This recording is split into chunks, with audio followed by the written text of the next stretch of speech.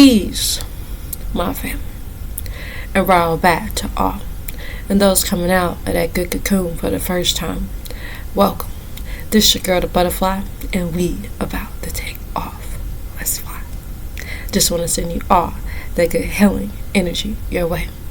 Peace, love, happiness, harmony, and abundance. Hope you guys are out there keeping your mind right in that good mind. How y'all feeling today?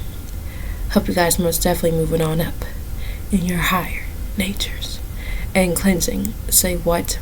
Oh yeah, cleansing the lows.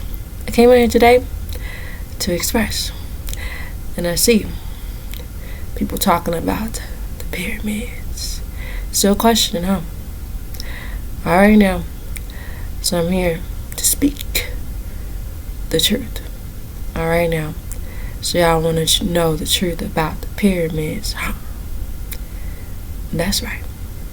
Y'all want to know the truth about the pyramids? Alright now.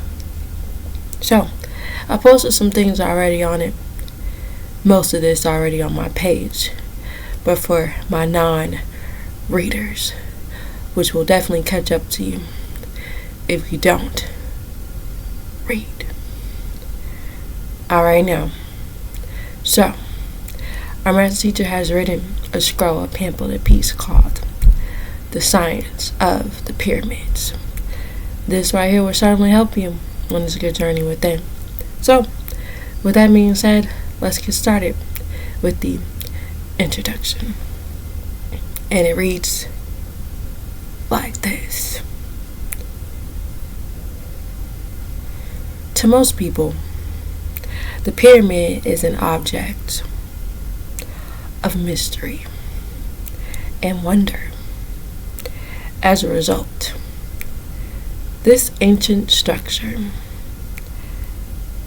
has caused much controversy in the realms of science and anthropology. To this day, the so-called wise scholars don't know who really built the pyramids and how they built them.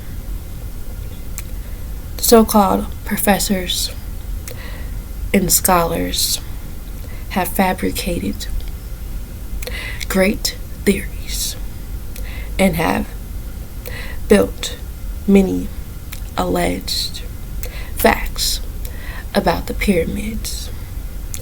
They profess to have knowledge of its origin, structure, technology, and the secrets that are within these pyramids built by our ancient ancestors. Once again, they are trying to claim our stuff.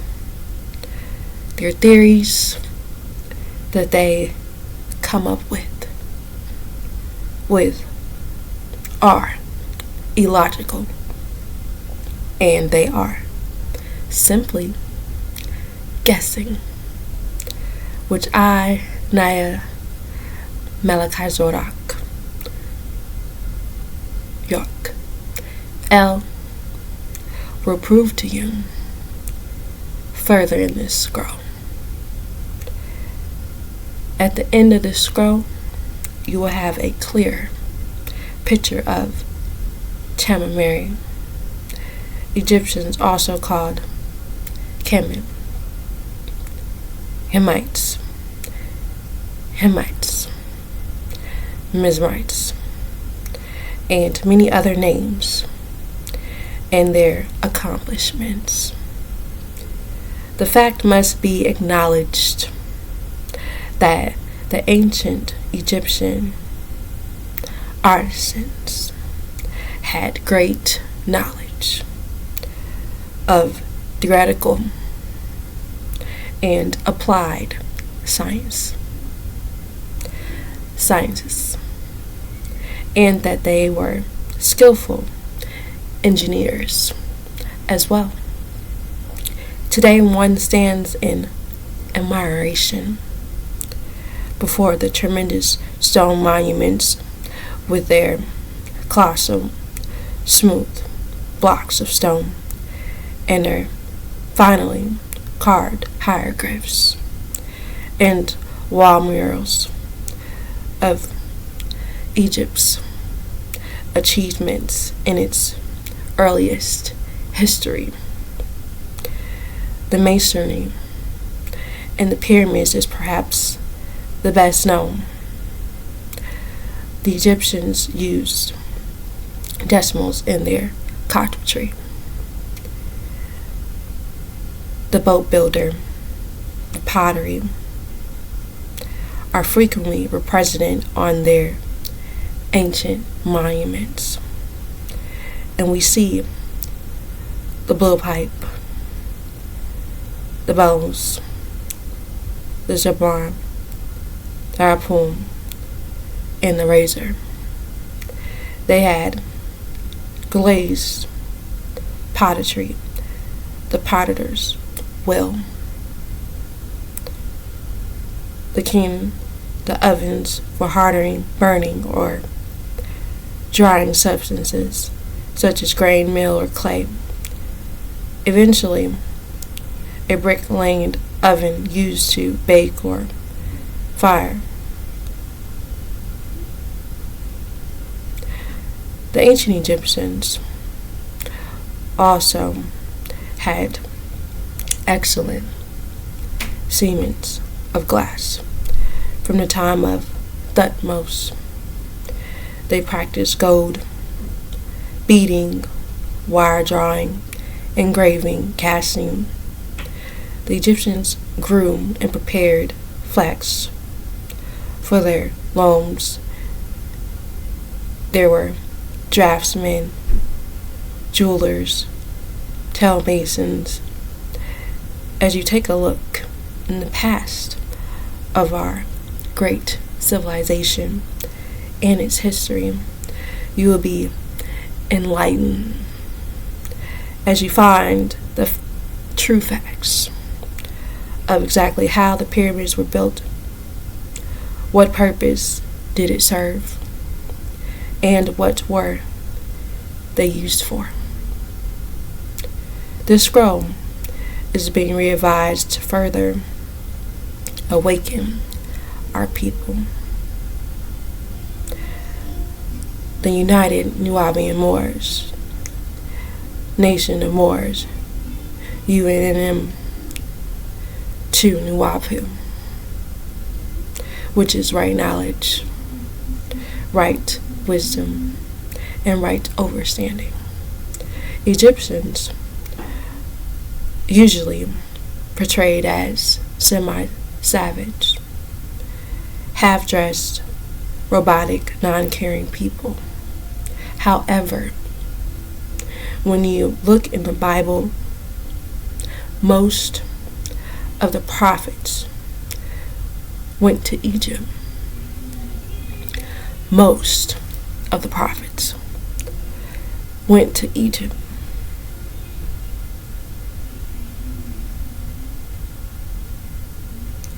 Such as Abraham, who was given an abundance of wealth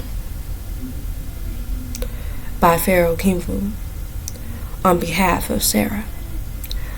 One moment. Abraham came out wealthier, smarter, after encountering two entities of elders, Zeus and Imhotep. Genesis 17:19. He had more help from his psychic wife Hagar, who helped him deal with the lepers up in the Caucasus Mountains. Refer to the sons of Canaan scroll. And it goes on. Joseph was sold to the Mennonite traders who sold him into Egypt Genesis 37:28. There he became wealthy and became the second only to Pharaoh Amenemhat the third in power because of his gift of interpreting dreams. He married an Egyptian woman, Asenath, the daughter of the priest of On, and had 2 children, Manasseh and Ephraim, Genesis 46:20, who didn't even think about going back to Israel. He sent his brothers back to get his father Jacob and his younger brother Benjamin for him. Joseph had plenty of wealth, knowledge of different sciences, as well as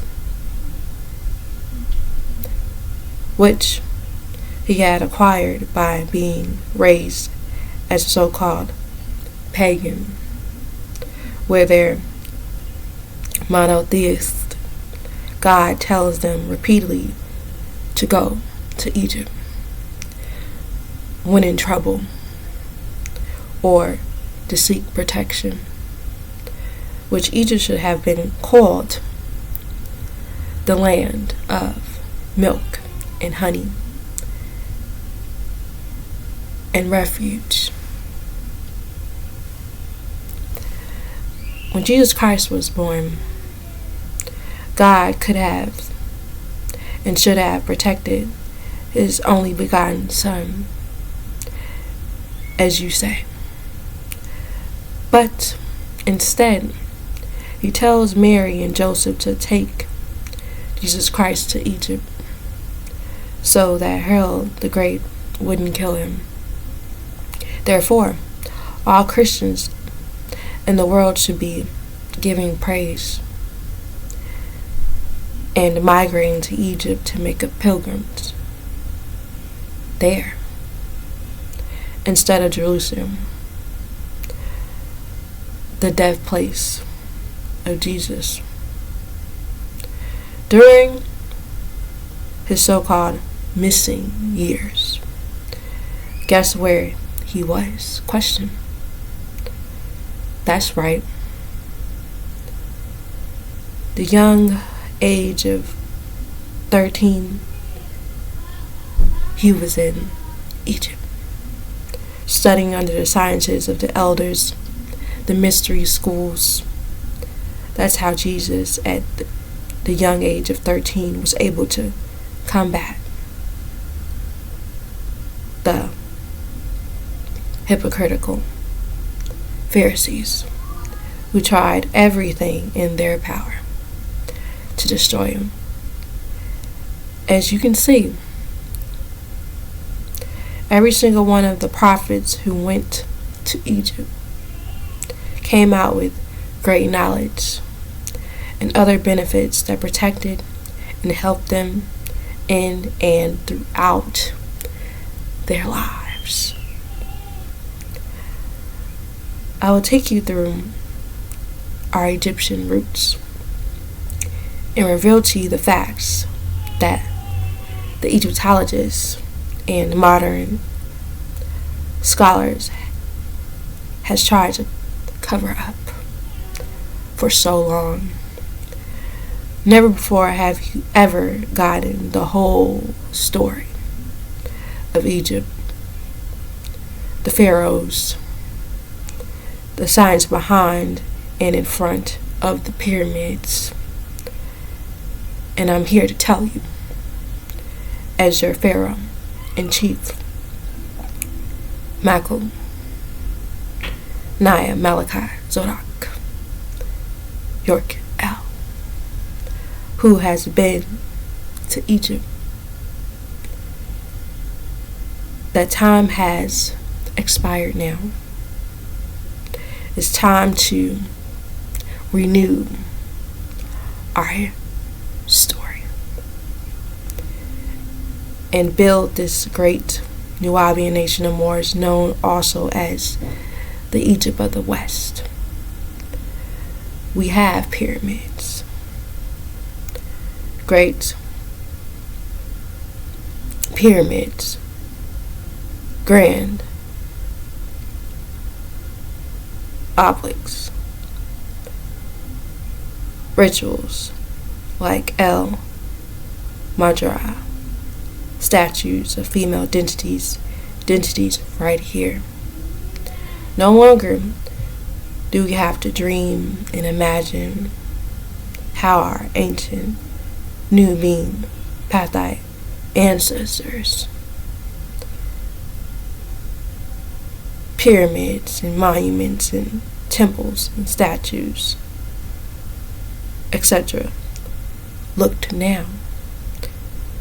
They are right here in front of our faces, which we, as their descendants, built under their guidance. You can't deny our story any longer, because we've living each and every day. You have just got here. We've been here for millions of years and are going to be around for millions more. This is our land. Wanani, the Golden City, which comes from the Muskegee Native American dialect of the world, Wanani, meaning south, which you are destroying by not respecting Mother Nature or the Neteru.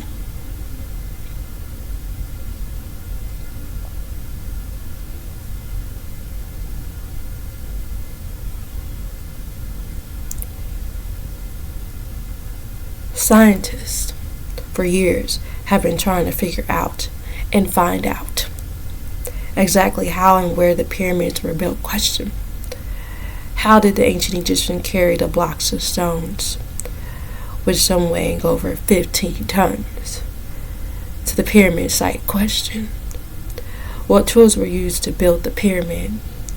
How was it possible for our ancient ancestors to align the pyramids' cardinal points to the true west, east, and north and south? Question: all this was done, which baffled the modern scientists.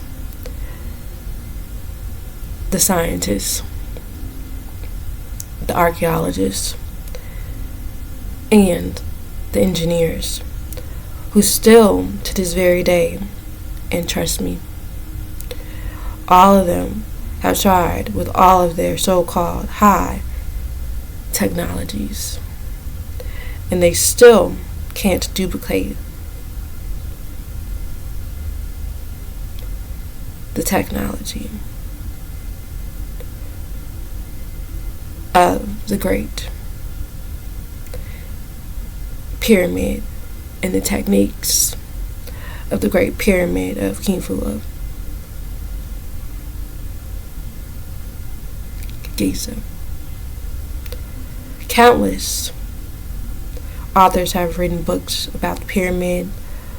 One of the best is a book called The Orion Mystery, Unlocking the Secret of the Pyramid, written by Robert Bavell and Adrian Gilbert, by Crown Publishers, Inc. in New York City, and The Message of the Sphinx and the Quest for the Hidden Legacy of Mankind by Graham Hancock and Robert Bavell. So the question becomes, what is a pyramid? Question. And this is Dr. Malachi Zierk's answer. That is where we will begin, by defining the pyramid, which according to the American Heritage Dictionary means pyramid, a solid figure with a polygon base and a rectangular faces that meet a common point. Something shaped like a polyhedron, a massive monument of Great Egypt having a rectangular base and four triangular faces accumulating in a single apex, built over or around a tomb. Any of these various similar constructions, especially a four-sided Mayan temple having stepped sides and a flat top, surmounted seismical chambers, transactions involved in pyramid stock. Word pyramid comes from the great pyramids, thought to have been derived from the ancient Egyptian pyramids, a term used as a mathematical papyrus to denote the vertical height of a pyramid. In the Greek language, the word para, meaning fire, or in darkness or illumination that reveals something or makes things visible in darkness. Madas means measures. The Greeks had deprived these words pyramid, mano, which means a light measures. Therefore, the pyramids themselves mean something that constitute measured revelations or revelations through measurements. A name, pyramid, is given to these great structures in Egypt was symbolic because the word is really Greek, not Egyptian. As I have shown, the word pyramid comes from the prefix para, meaning fire, and a mid, meaning surrounded by, in the middle. Of the ancient Egyptians' term for pyramid is mir, referred to the science of the healing scroll. And that's the end of his answer. So let's go on. Why? Question. Were the pyramids of ancient Egypt built? Question. And this is Dr. Malachi answer. The pyramids of ancient Egypt were used to make connection with the Anunnaki, Elohim, or Neteru, our ancestors, who once dwelt in the Orion star constellation. They were emulating the civilizations that was found in heaven or Orion, which is in Greek is Orionos, as found in Orion is where the Anunnaki immigrated to because of the dwindling atmosphere on planet Ritz, the 8th planet in the 19th galaxy called Elun. This was due to plutonium bomb or shield depleter that was placed there by the disagreeable reptilian Tarnish or Zoom, referred to the Holy Tablets, Chapter 1, Tablet 4. That's why all of the great pyramids line up perfectly with the stars of Orion. The pyramid attributed to Pharaoh Khufu lines up with the Al-Nikata, which is known as the Zeta Orionis. The pyramid attributed to Pharaoh Khafre lines with the Ha-Nilim and the Nepsilon Orionis, and the pyramid attributed to the Pharaoh Menkaure pyramid lines up with the Manichaea or Mantuki, which is also known as the Delta Orionis. All three stars from the belt of Orion, which is on a slant and points to the dog star, Sirius, which Mohammedans also stole and placed in their so-called holy books, the Quran, 53:49, referred to El Majal, or the pilgrimage scroll. The shaft of the tunnel of the Queen's Chamber and the Great Pyramid align perfectly with the Sirius star, called Solis by the Greeks. It was also considered the star of Asad, Isis. Just as the Orion was equated to Osiris, Sirius star is found in the Canis Major constellation, just below Orion, and is the brightest star in the sky. Also, the rising of a Sirius star was the beginning of the Nile flood, and also coincided with the summer solstice in a past epoch. It was therefore the new year for the Egyptians.